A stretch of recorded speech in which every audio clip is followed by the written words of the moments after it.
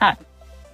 Or whether you're a youth coach or a parent helping your child, one of the best things you can do with any sort of drill, activity, thing you're going to set up is actually try it out yourself. Because the problem is, if things may look great on paper, or you think, oh, this is such great activity to work well, but if you don't actually try it yourself and get a sense of how it feels and what it's like, it oftentimes is more of a possibility it may not work in the way that you want. So, and it also helps you to relate better to your child by actually doing the things yourself as well that you're working with them on. So I figured that just in general, regardless of the sport, is a great strategy. In terms of baseball specifically, there are a couple of things you can do to be very helpful. So one of them, is probably one of my favorite ones to do with kids, and they can actually do it on their own depending on the age, is doing soft toss. And you can actually, there are things you can use to help them to do it themselves too. So for example, we've got a machine right here. So, and these are great, and they make a variety of different kinds of things.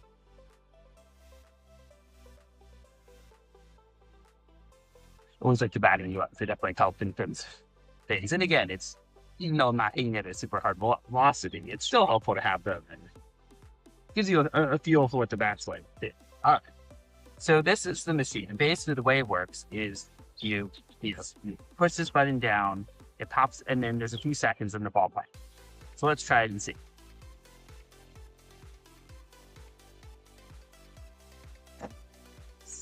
Obviously, the timing's not always perfect. You have to adjust to start. So we're going to move this back with you. It's always good to see it, why it's helpful to try it out ahead of time.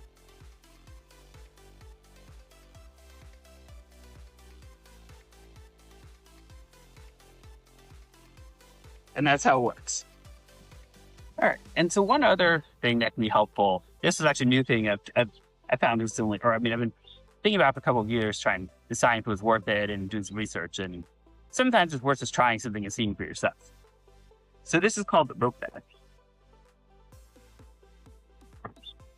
Okay. And they make a variety of different brands, but basically the way it works is that,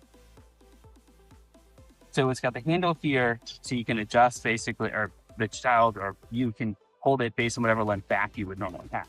So you basically, it hangs sort of funny, but basically the idea is that you step, you have to swing.